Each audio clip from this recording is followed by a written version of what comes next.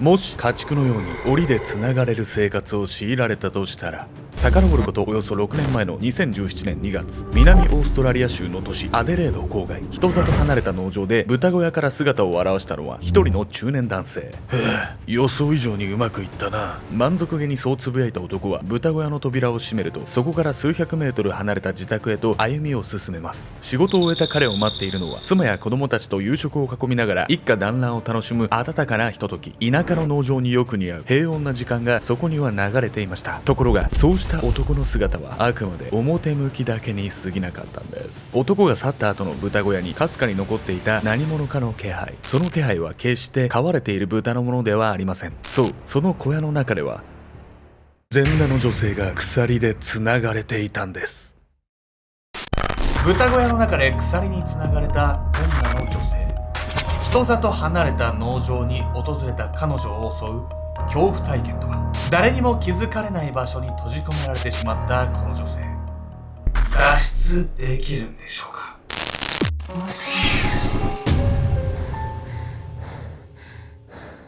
おざす、久しぶりにナルトの中任試験見てたら、今なら鹿丸のかっこよささらにわかるよ、ケンちゃんです。というわけでね、ヤミコさん、ロックリンみたいな髪型して素晴らしいと思うんですけれども、ヤミコです。ナルト見てました？ナルト見てたわよ。なんか、いろんなアニメがナルトに見えてくるわよね。呪術廻戦も。地獄楽もそうよ。まあ確かに。3人組設定みたいなの最近多くない？漫画。爽やか3組アニメじゃねえか。あ、ガンコちゃんか。ピンクの恐竜。いけいけガンコちゃーんそうってやつでしょ。そうそうそう。別に3人組じゃないでしょ。本日ご紹介するのはオーストラリアで起こった監禁事件について。一人旅をしていた女性が異国の農場の豚小屋に閉じ込められてしまうという、考えただけでも非常に恐ろしい事件なんです。よくさ、女性一人で例えばインドとかね、ちょっと治安が悪い地域ってあるじゃない、その国全体じゃないけど一部では。そういうとこ行ったら危険よとかってよく言うけども、まさにこの事件みたいなこと起きるってことよね。特に女性の方ってさ、やっぱ男性と比較すると力で勝てなかったりするじゃないですか。純粋にパワーが違うもんね。だからね、ほんと気をつけていただきたいんですけど、そもそもなぜ女性は郊外の農場に監禁されてしまったのか。それは旅人たちが頻繁に利用していたある制度がきっかけだったんです。不穏な雇用主。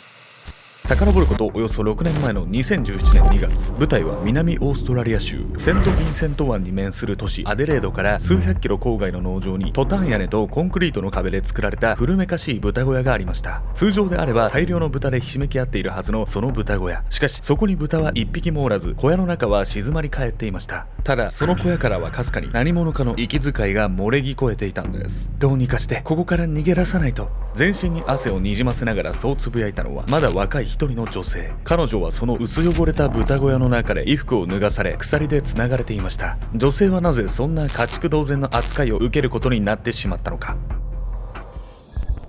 その日の朝、女性は州都アデレードのバスターミナルで一人誰かが来るのを待っていました。女性の名前はデビン・アーケンズ。大きなバックパックを背負った彼女はベルギー出身のバックパッカー。そして世界中を旅していたデビンなんですが、その他の国と比べてもここオーストラリアを特に気に入っていました。大都市メルボルンの過ごしやすさやタスマニア島の大自然に見せられる日々、そんな充実した生活を送るうち、デビンはこう考えるようになっていたんです。もっともっと長くこの国を満喫したい。しかしワーキングホリデーでオーストラリアを訪れていたデビンが滞在できる期間は1年間。シドニー、メルボルン、タスマニア島を回ったところで、彼女の滞在期間は終わりを迎えようとしていました。そこでデビンはあるシステムを利用することで滞在期間を延ばそうと考えたんです。よくワーホリって言ってるけど、この事件のきっかけになった制度ってワーキングホリデーのことだったの？そうなんです。この事件きっかけで批判にされたりもしている制度なんですけど、ちょっとよくわかんないなっていう人もいると思うんです。というわけで本日のメトラキーワード、ワーキングホリデーについて。ワーキングホリデーとは、観光・休暇を目的とした滞在とその期間の諸費用を補うための就労を認めるビザ。18歳から30歳までなど国ごとに年齢制限があるのが特徴です。就労ビザは外国人が特定の国で働くためのもの。一方でワーキングホリデーには若者が働きながらその国の文化を学び、国同士の理解を深めるという意図が込められているんです。ワーキングホリデーの期間は多くの国で通常1年間とされていますが、オーストラリアにはその期間を2年に延長できるシステムがあります。その条件は食物生産や家畜の飼育、漁業、林業、建設業などの認可された産業で最低3ヶ月就労すること、人手不足の業界の人員を補うことができ、働き手も滞在期間を延ばせることから双方が得をする仕組みになっているんです。ワーキングホリデーの期間延長を考えたデビンはコミュニティサイトガムツリーを通じ農場の仕事に応募。州都アデレードから約200キロの郊外にある農場でしばらくの間牛の世話をすることに。そしてこの日、雇い主と待ち合わせをしていたデビンはバスターミナルで送迎が来るのをじっと待っていたんです。すると、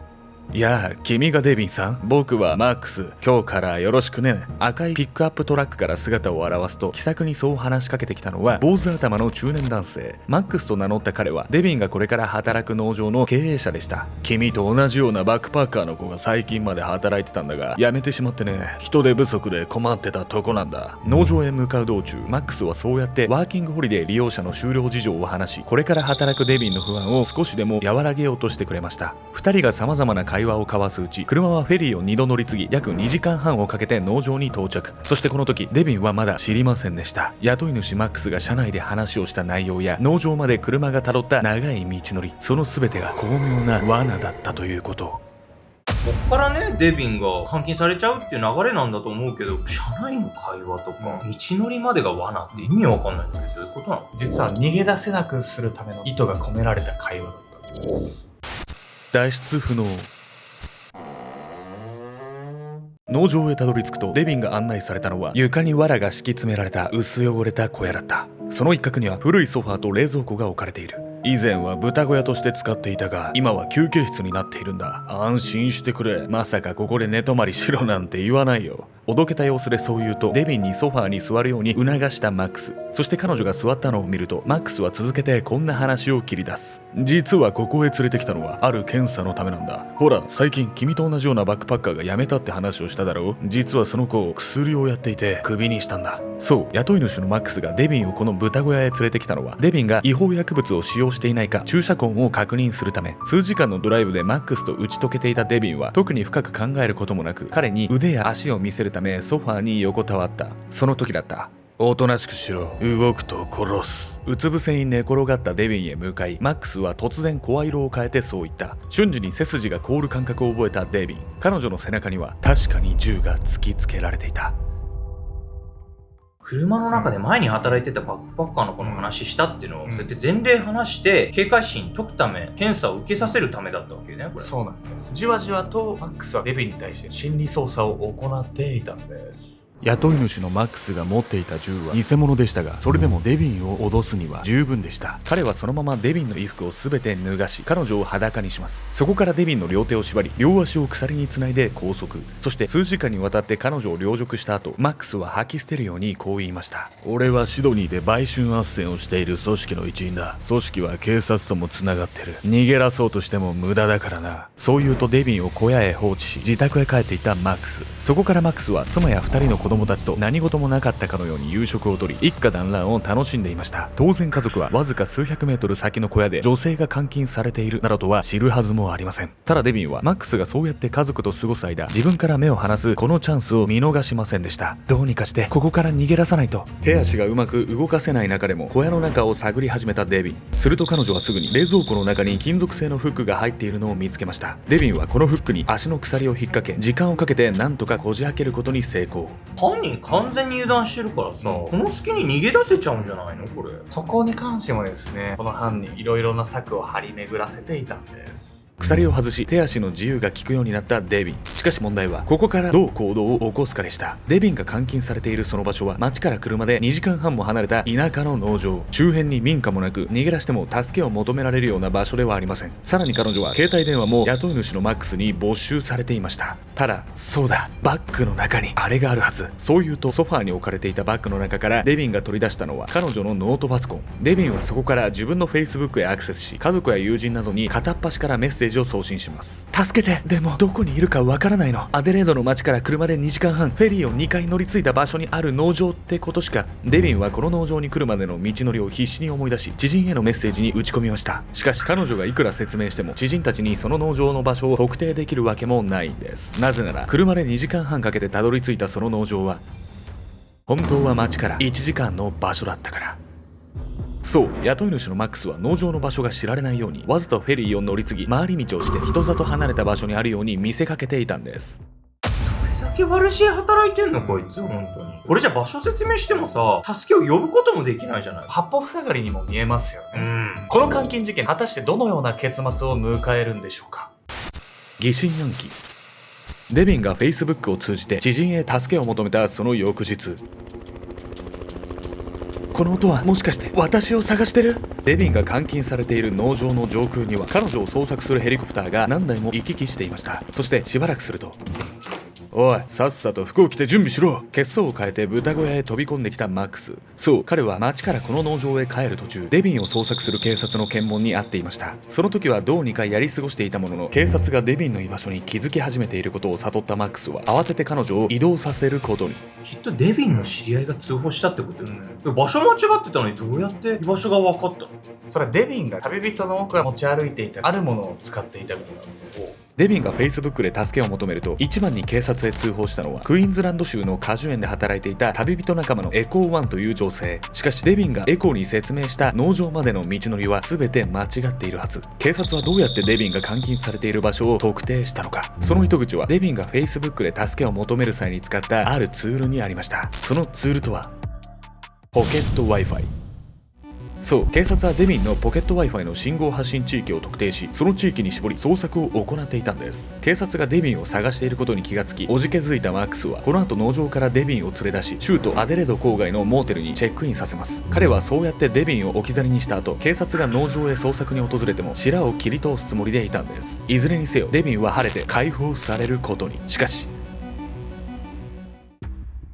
マックスにモーテルに連れてこられたデビンは自由の身になったにもかかわらず、その部屋からずっと動けずにいた。これからどうしよう。下手に外には出られない。警察にも助けは求められない。デビンがその部屋から出るのをためらっていたのは、そう、雇い主のマックスに言われたあの言葉が脳裏に染みついていたから。俺はシドニーで売春斡旋をしている組織の一員だ。組織は警察ともつながっている。逃げ出そうとしても無駄だからな。